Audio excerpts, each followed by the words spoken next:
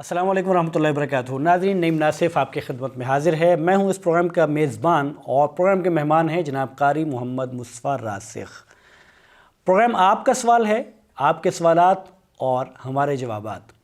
आप सवाल पूछते हैं और हम आपके सामने शरई रहनुमाई उस पर पेश करते हैं। आज हम उसी प्रोग्राम को आगे बढ़ाते हैं जिसको हमने पिछले प्रोग्राम में शुरू किया था, और वो था सजदा साहब के बारे में। शेख, आप खैरियत से हैं? जी अल्हम्दुलिल्लाह, सब अल्लाह का शुक्र है। अच्छा, ये बताइएगा कि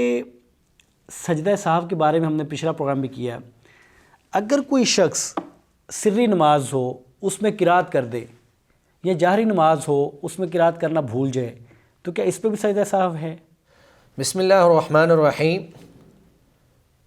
अगरचे मसनून तरीका तो यही है कि ज़ोहर और असर की नमाज के अंदर किरात जो है वो सिर्री की जाए,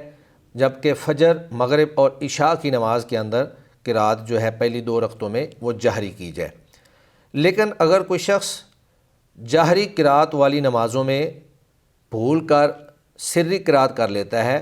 या सिर्री किरात वाली नमाज़ों में भूल कर जाहरी किरात कर लेता है,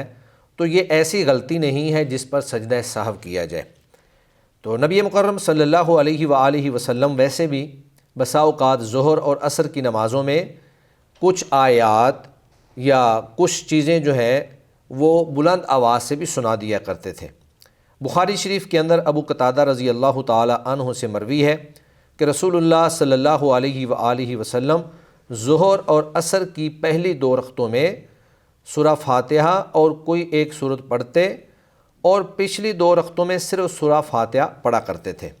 और कभी कभार हमें एक आध आयत बुलंद आवाज़ से भी सुना देते थे। अल्फाज हैं युस्मिउना अल आयता अहयानन, यानी कभी कभार हमें बुलंद आवाज़ से भी कोई आयत सुना दिया करते थे। तो इस हदीस से ये बात मालूम होती है कि अगर सिर्री नमाज के अंदर कुछ किरात जहरी हो जाए, या जहरी नमाज के अंदर कुछ किरात सिर्री हो जाए, या मुकम्मल तौर पर ही जहरी नमाज के अंदर किरात जो है वो सिर्री ही रहे, बुलंद आवाज़ से ना पढ़ी जा सके, तो ये ऐसी गलती नहीं है जिस पर आप सल्लल्लाहु अलैहि वसल्लम से सजदा सहव करना साबित हो, या अहले इल्म ने कहा हो कि इस पर सजदा सहव करना ज़रूरी है, क्योंकि ये चीज़ें मुस्तहब्बात में से हैं और ऐसी गलतियों पर सजदा सहव लाजिम नहीं है। अच्छा शेख, ये बताइएगा कि अगर कोई शख्स किरात करते हुए भूल जाए, जैसे हमारे कुर्रा भूल जाते हैं, गलती लग जाती है, तो क्या इस पर भी सजदा सहव होगा? जी, नमाज में किरात की गलती 2 तरह की है। अगर तो आप सूरा फातिहा पढ़ना भूल गए हैं, तो याद रखें कि सूरा फातिहा जो है ये हर नमाज की हर रकत का रुकन है, और अगर सूरा फातिहा रह जाए तो आपकी वो रकत नहीं होती, आपको वो रकत दोबारा पढ़ना पड़ेगी। हाँ, अगर आपने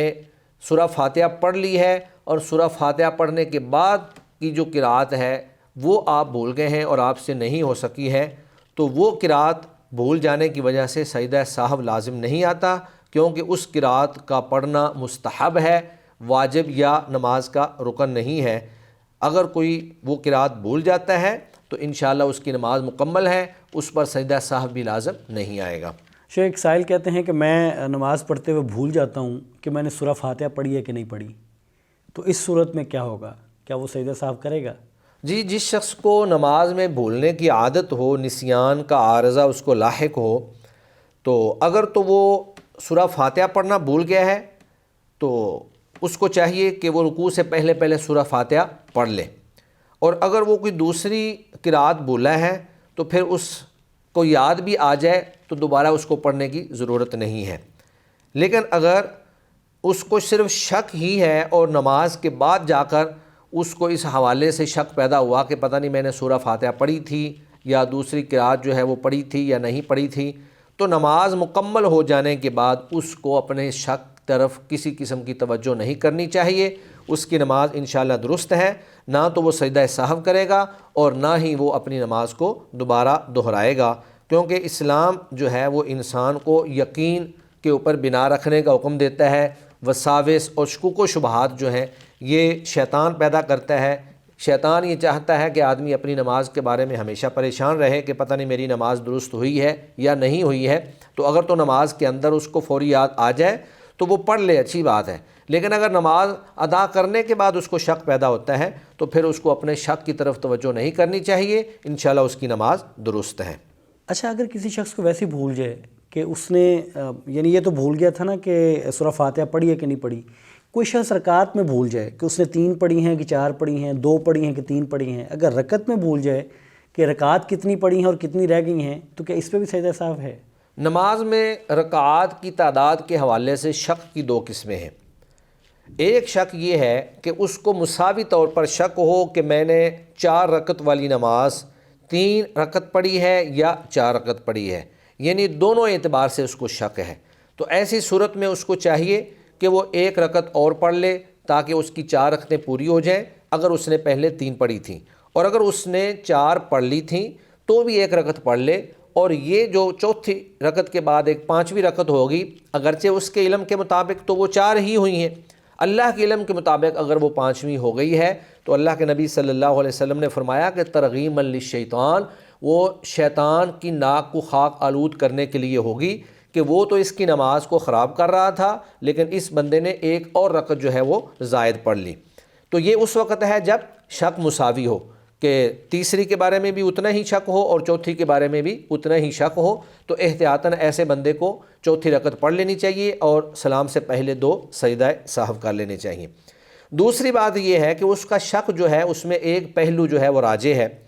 اگر اس کا یہ پہلو راجح ہے کہ میں نے 3 رکعتیں پڑھی ہیں تو پھر تو اس کو لازمی طور پر 4 پوری کرنی چاہیے. اور اگر اس کو یہ پہلو راجح ہے کہ میں نے 4 رکعتیں پڑھی ہیں، یعنی 4 رکعتوں کا پہلو راجح ہو، تو پھر اس کو وہ 4 ہی سمجھنی چاہیے اور ان 4 کے بعد وہ سلام پھیر دے اور پھر اس کے بعد وہ جو ہے سجدہ سہو کر لے، سلام سے پہلے کر لے یا سلام کے بعد کر لے، جس طرح کہ ہم پہلے بتا چکے ہیں دونوں طرح ہی درست ہے. تو اگر اس نے سجدہ سہو کر لیا تو انشاءاللہ اس کی نماز مکمل ہے، اس نماز کے اندر کوئی نقص باقی نہیں ہے. اچھا شیخ، ایک صاحب کہتے ہیں کہ میں اگر بھول جاؤں نماز میں کہ میں نے کتنی رکعات پڑھی ہیں اور اس پہ سجدہ سہو نہ کروں تو میری نماز باطل تو نہیں ہوگی؟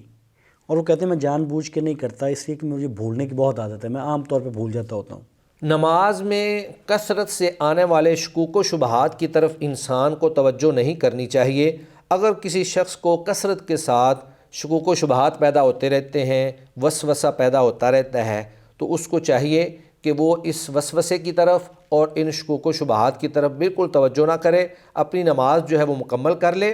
اور نماز کے آخر میں جا کر 2 سجدے سہو کر لیا کرے. ہاں البتہ اگر اس کو یہ یقین ہے کہ میں نے کوئی واجب ترک کر دیا ہے یا میں نے کوئی رکعت چھوڑ دی ہے، تو پھر وہ جو اس کی کمی ہے وہ اپنی کمی کو پورا کرے گا. اگر اس کی رکعت رہ گئی ہے تو اپنی رکعت کو پورا کرے گا، اگر اس کا کوئی رکوع اور سجدہ رہ گیا ہے تو اس کو پورا کرے گا، لیکن آخر میں جا کر وہ 2 سجدے جو ہے وہ کر لے گا. تو محض شک کی بنیاد پر انسان کو پریشان نہیں ہونا چاہیے، کیونکہ یہ شک جو ہے یہ شیطان کی طرف سے ہوتا ہے. نبی کریم صلی اللہ علیہ وسلم نے فرمایا کہ جب تم میں سے کوئی شخص نماز کے لیے کھڑا ہوتا ہے تو شیطان اس کے پاس آتا ہے اور اس کی نماز کو اس کے اوپر خلط ملط کر دیتا ہے، اور اس کو یاد نہیں رہتا کہ میں نے کتنی نماز پڑھی ہے، 3 رکعت پڑھی ہے یا 4 رکعت پڑھی ہے. اگر تم میں سے کسی کے ساتھ ایسا معاملات درپیش ہو تو اس شخص کو چاہیے کہ وہ آخر میں جا کر 2 سجدے کر لے. تو یہ 2 سجدے جو ہیں ان شکوک و شبہات اور ان وساوس سے انشاءاللہ کافی ہو جائیں گے. اچھا شیخ، ایک صاحب کہتے ہیں کہ ہم نے اپنی مسجد میں نماز پڑھی اور امام صاحب بھول گئے، انہوں نے 4 کی بجائے 5 رکعت پڑھا دیں اور آخر میں سجدہ سہو بھی نہیں کیا اور لوگوں نے ان سے بات بھی کی، تو کیا اب لوگوں کا سوال یہ ہے کہ اس صورت میں ہماری نماز صحیح ہے؟ امام کے لیے ایسا کرنا ہرگز درست نہیں تھا. جب مقتدیوں نے اس کو یہ بتا دیا کہ آپ نے 5 رکعت نماز ادا کی ہے تو اس کو چاہیے تھا کہ فوری طور پر وہ 2 سجدے کر لیتا. اگر مقتدیوں کو پکا یقین ہو کہ امام جو ہے وہ 5ویں رکعت ادا کر رہا ہے تو مقتدیوں کو چاہیے کہ وہ نیچے بیٹھ جائیں اور امام کی مطابقت میں 5ویں رکعت زائد جو امام پڑھ رہا ہے وہ نہ پڑھیں، لیکن سلام نہ پھیریں اور آخر میں جا کر امام کے ساتھ مل کر جو ہے وہ سلام پھیر دیں. اب چونکہ امام نے دوبارہ نماز نہیں پڑھی اور مقتدیوں نے بھی نہیں پڑھی اور نہ ہی مقتدیوں نے سجدہ سہو کیا ہے اور نہ ہی امام نے سجدہ سہو کیا ہے، اب ہونا یہ چاہیے تھا کہ امام کو جب بتا دیا گیا کہ آپ نے 5 رکعت ادا کی ہیں تو وہ فوری طور پر جو ہے وہ سجدہ سہو کرتا. اب جن لوگوں نے 5 رکعتیں امام کے ساتھ پڑھ لیں ان کو چاہیے تھا کہ وہ بھی فوری طور پر سجدہ سہو کر لیتے، چونکہ اب وقت زیادہ طویل ہو گیا اور اس معاملے کو کافی وقت گزر گیا، ایسے لوگوں کی نماز جو ہے وہ باطل ہے، امام کی نماز بھی نہیں ہوئی، ان مقتدیوں کی نماز بھی نہیں ہوئی۔ ان لوگوں کو چاہیے کہ فوری طور پر جو ہے وہ اپنی وہ نماز، جس نماز میں ایسا معاملہ پیش آیا تھا، اپنی وہ نماز دوبارہ سے ادا کریں، اور امام کو بھی چاہیے کہ وہ اپنی نماز جو ہے وہ دوبارہ ادا کرے۔ اب سجدہ سہو سے اس کی تلافی ممکن نہیں ہے۔ اچھا شیخ، یہ بڑا انٹرسٹنگ سوال ہے۔ ایک صاحب کہتے ہیں کہ اگر امام صاحب سری نماز میں قرات کریں، یعنی سورہ فاتحہ کے ساتھ ایک سورت ملائیں اور اس میں وہ ایسی آیت پڑھیں جس میں سجدہ ہو، تو اس صورت میں کیا امام صاحب سجدہ کریں گے اور مقتدی بھی کریں گے؟ سری نمازوں کے اندر جیسے ظہر اور عصر کی نماز ہے، امام کے لیے پسندیدہ عمل یہ ہے کہ وہ کوئی ایسی آیت یا کوئی ایسی سورت تلاوت نہ کرے جس کے اندر سجدہ تلاوت آتا ہو۔ اس کی وجہ یہ ہے کہ اگر وہ کوئی ایسی سورت تلاوت کرے گا جس میں سجدہ تلاوت آتا ہے، تو اگر تو وہ سجدہ کرے گا تو پیچھے سے جو مقتدی ہیں وہ پریشان ہو جائیں گے، وہ سمجھیں گے کہ شاید امام بھول گیا ہے، وہ رکوع میں جانے کی بجائے سجدے میں چلا گیا ہے۔ اور اگر وہ سجدہ نہیں کرتا تو وہ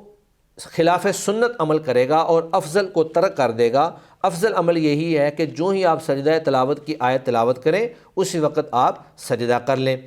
تو لہٰذا پسندیدہ عمل، بہتر عمل اور سمجھداری کا طریقہ یہی ہے کہ امام کو چاہیے کہ وہ سری نمازوں کے اندر، یعنی ظہر اور عصر کی نمازوں کے اندر ایسی آیات یا ایسی صورتوں کی تلاوت کرے جن میں سجدہ تلاوت نہیں آتا،